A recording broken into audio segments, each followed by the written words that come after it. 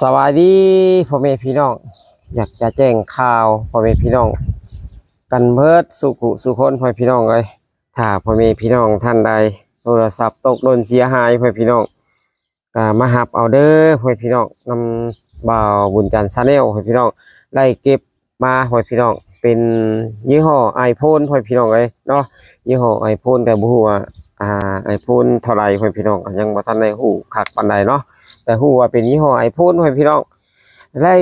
เก็บขึ้นมานี่หลังจากที่ว่าบ้านแต่ซอยทางเวบ้านพีนเข้ามาหาบ้านโคกใหญ่พ่อพี่น้องนี่นะโทรศัพท์ออกสีเขียวๆเนี่ยพ่อพี่น้องประกาศหาพ่อพี่น้องประกาศหาคนที่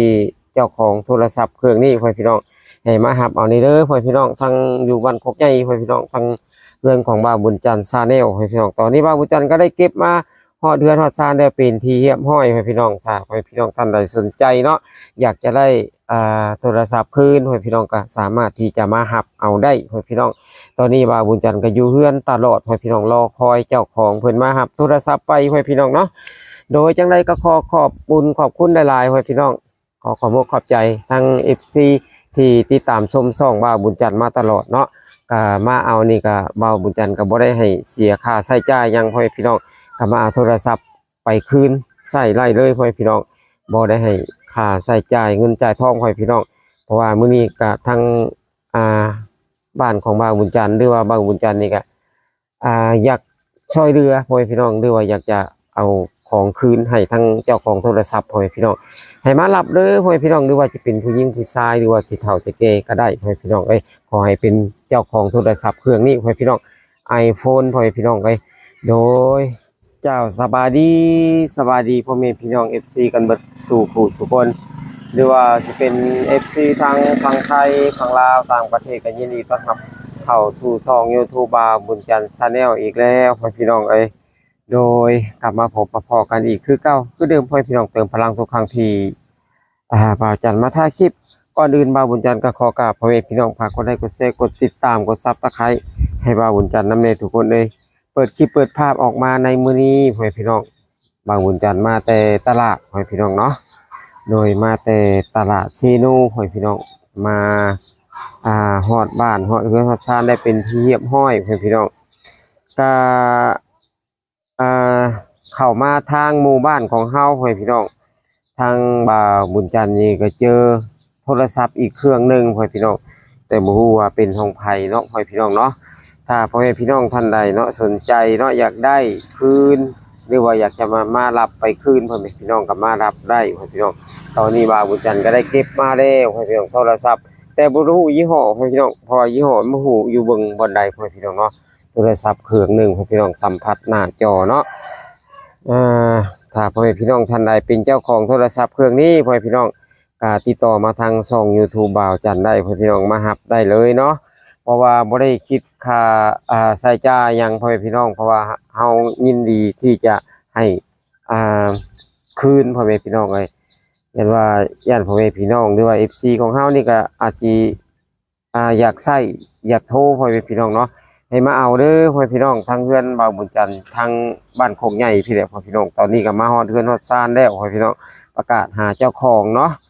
โดยประกาศหาเจ้าของโทรศัพท์เครื่องนี้พ่อพี่น้องแต่ก็บ่รู้ว่าเป็นยี่ห้อหยังพ่อพี่น้องเนาะก็สัมผัสหน้าจอคือกันพ่อพี่น้องโดยวันจันทร์เก็บมาเจ้าของเพิ่นก็โทรมาเย็นๆอยู่พ่อพี่น้องแต่ว่าเพิ่นล็อกเนาะล็อก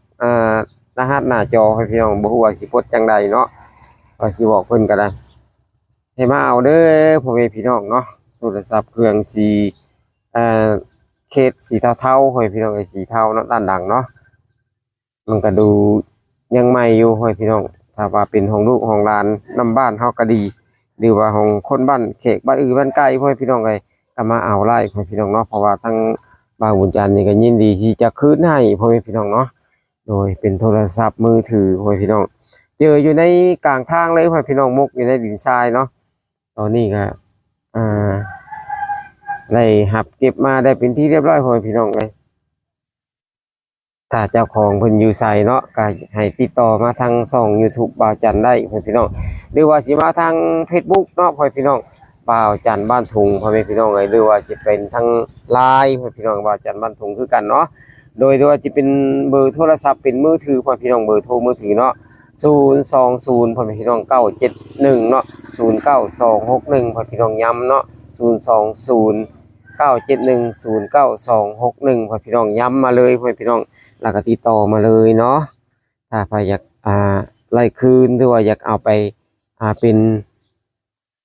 เจ้าของพ่อพี่น้องในโทรศัพท์เครื่องนี้เนาะบ่แม่นของว่าจันทร์พ่อพี่น้องของคนที่ว่าตกหล่นเสียหายพ่อพี่น้องเนาะโดยมื้อนี้ก็เฮาก็สิได้ประกาศทั้งวันเลยผ่าไผบ่มามื้อนี้เนาะพ่อพี่น้องก็สิได้ประกาศหาโทรศัพท์เครื่องนี้เจ้าของเพิ่นพ่อพี่น้องว่าจันก็เห็นอกเห็นใจพ่อพี่น้องเพราะว่ามันเฮียแล้วเนาะก็มันก็จักเทื่อบางทีก็ข้อมูลอะไรต่างๆพ่อพี่น้องก็อยู่ในนี้เนาะเฮาก็ยังบ่ทันได้ฮู้สาเหตุข้อมูลพ่อพี่น้องอยากให้พ่อแม่พี่น้องมาเอาเด้อพ่อพี่น้องเนาะโดยโทรศัพท์เครื่องหนึงพ่อพี่น้องเลยเนี่ยเก็บอยู่ในกลางทางเด้อพ่อพี่น้องหรือว่ามันสิหลุดออกจากกระเป๋าเพิ่นบ่หรือว่าหลุดออกจากไสพ่อพี่น้องให้มาเอาให้พ่อแม่พี่น้องหามารับเด้อพ่อพี่น้องเอ้ยก็ยินดีที่อ่ารับให้พ่อพี่น้องเอ้ยณตอนนี้เพิ่นก็โทรเย็นๆอยู่พ่อพี่น้องแต่ว่าโทรแต่เฮาก็บ่สามารถที่จะรับได้พ่อพี่น้องเพราะว่าเพิ่นล็อกรหัสหน้าจอพ่อพี่น้องเอ้ยเนาะ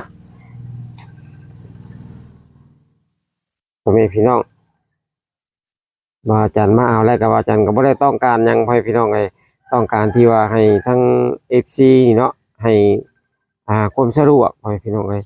แล้วก็บ่จันก็อยากให้เป็นไข่แน่พ่อพี่น้องตอนนี้ก็เป็นไข่เนาะก็ออกมาเว้านี่ก็สิบ่ชัดเจนพ่อพี่น้องเว้าเสียงอาจจะอังๆองๆพ่อพี่น้องเพราะว่าเป็นหวัด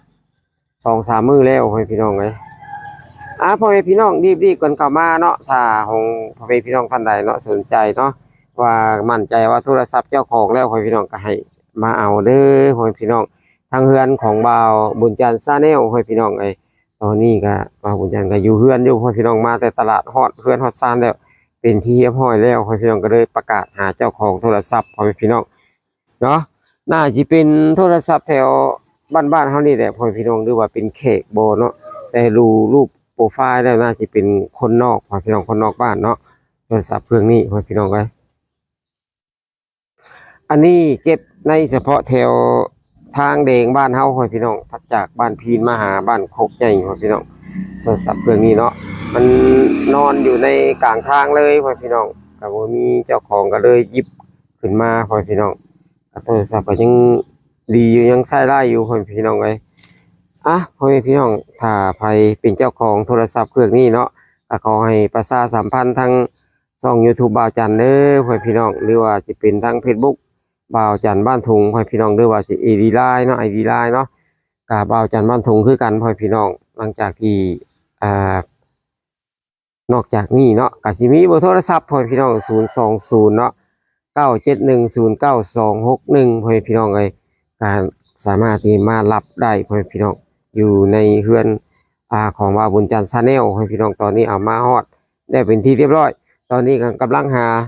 ติดต่อหาเจ้าของเพิ่นอยู่พ่อพี่น้องเฮ็ดจังไดเนาะพ่อพี่น้องแต่หน้าจอโทรศัพท์นี่ก็ล็อกไปพ่อพี่น้องบ่สามารถที่จะว่าติดต่อเพิ่นได้พ่อพี่น้องตอนนี้ก็โทรมาอยู่ในพ่อพี่น้องเอ้ยเสียนชื่อว่าน้อยๆเนาะพ่อพี่น้องน้อยๆเพิ่นว่าอยู่ในหน้าจอแต่บ่ฮู้ว่าสิไปกดปุ่มไรพ่อพี่น้องเพราะว่ามันล็อกหน้าจอพ่อพี่น้องเอ้ยเบิ่งก่อนนะ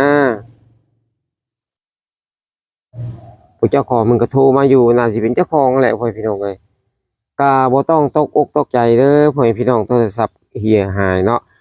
บ่าวบุญจันทร์ได้เก็บมาฮอดเฮือนฮอดซานได้เป็นที่เรียบร้อยมีแต่ประกาศหาเจ้าของเนาะหรือว่าสิเป็นไผก็แล้วแต่พ่อพี่น้องถ้าเป็นเจ้าของโทรศัพท์เครื่องนี้ก็ขอให้มารับเลยพ่อพี่น้องบ่ได้มีค่าใช้จ่ายหยังเนาะพ่อพี่น้องเฮายินดีคืนให้พ่อพี่น้องเนาะเพราะว่าทุกคนก็มันก็บ่อยากให้เกิดขึ้นพ่อพี่น้องเอ้ยบ่อยากให้ผิดพลาดบ่อยากให้เกิดขึ้นแหละเนาะเพราะว่ามันเกิดไปแล้วก็เฮาก็ไล่เก็บมาเฮาก็ส่งคืนพ่อพี่น้องส่งคืนพ่อแม่พี่น้องเนาะประกาศหาเลยพ่อพี่น้องหรือว่าสิเป็นคนบ้านอื่นบ้านไกลก็แล้วแต่พ่อพี่น้องถ้าเห็นในคลิปหรือว่าใน Facebook เนาะทางรายการของบ่าวจันทร์ ชาแนลนี่พ่อแม่พี่น้องเลยเนาะก็คือจะเป็นใน YouTube บ่หรือว่าแฟนเพจของเฮาบ่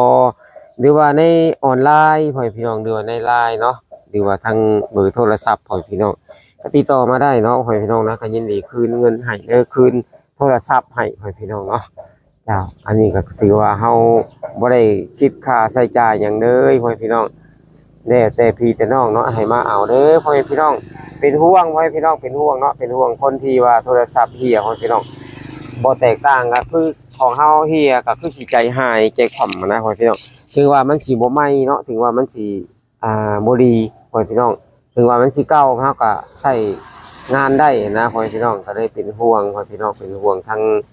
เจ้าของโทรศัพท์พ่อแม่พี่น้องเอ้ยโอเค